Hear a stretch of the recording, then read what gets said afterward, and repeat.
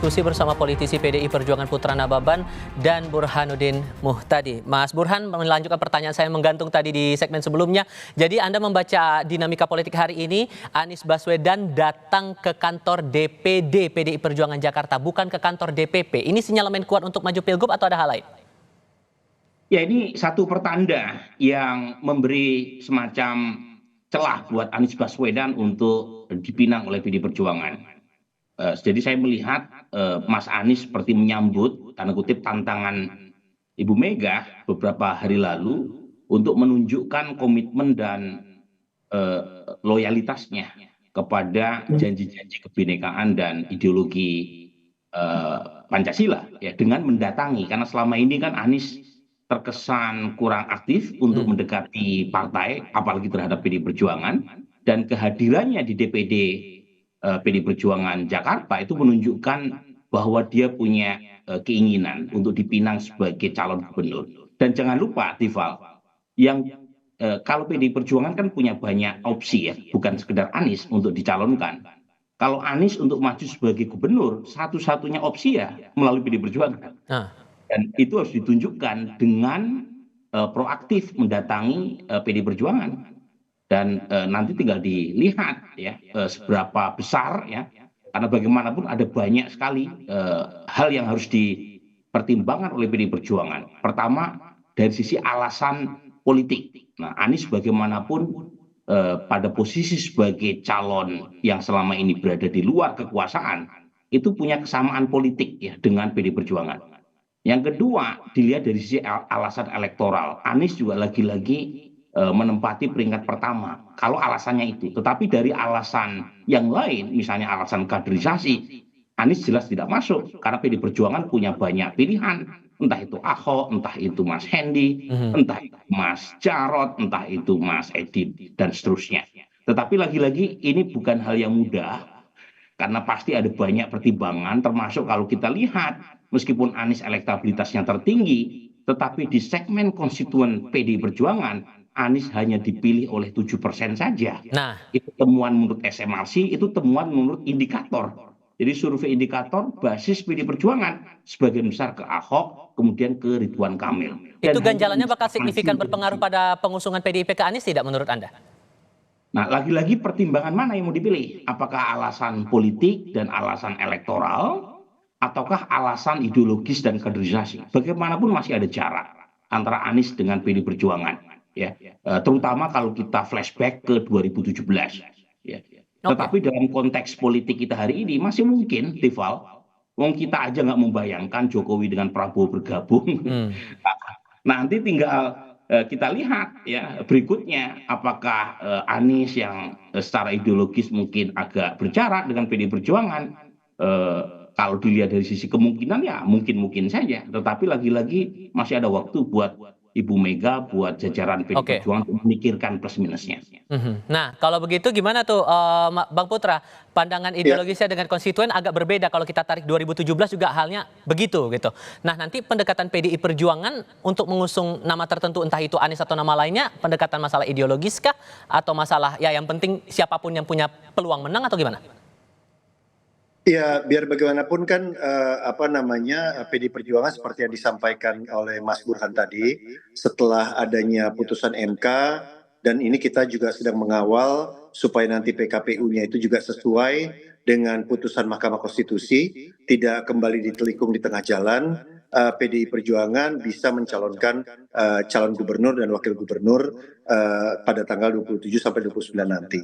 Nah, tentunya calon-calon ini kita inginkan itu betul-betul sesuai dengan aspirasi dari masyarakat Jakarta, gitu ya. Nah, dalam kaitan ini tentunya kita melihat selama ini kan kita memang selalu berkontestasi berhadapan dengan Pak Anies, baik itu di mana di Pilgub tahun 2017 dan juga kemudian di Pilpres. Meskipun waktu di Pilpres kita tidak terlalu frontal karena Pak Anies memainkan peran untuk mengkritik pihak yang menjadi lawan kita juga.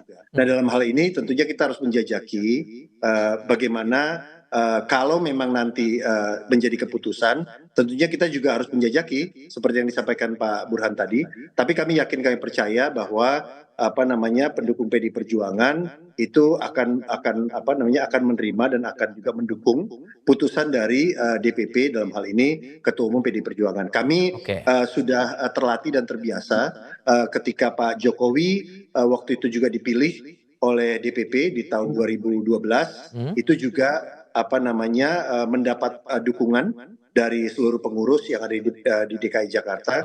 Begitu juga para pendukung PD Perjuangan yang ada di seluruh DKI Jakarta. Baik, bagaimana kemudian Mas Burhan kalau kita membaca basis pemilih Anies yang fanatik, apakah kemungkinan akan berpaling kalau jadi Anies diusung oleh PDI Perjuangan? Nah, ini memang tidak mudah ya menyatukan dua basis konstituensi yang berbeda.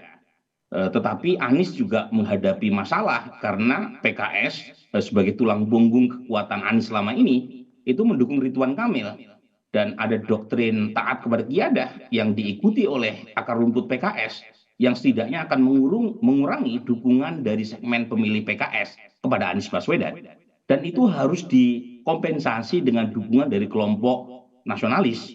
Dan kita tahu PD Perjuangan adalah backbone-nya. Anies sendiri di Pilpres kemarin kan kalah di Jakbar dan Jakarta Utara yang kebetulan menjadi basis PD Perjuangan. Jadi memang tidak mudah ya buat Anies, tetapi juga tidak mudah buat PD Perjuangan.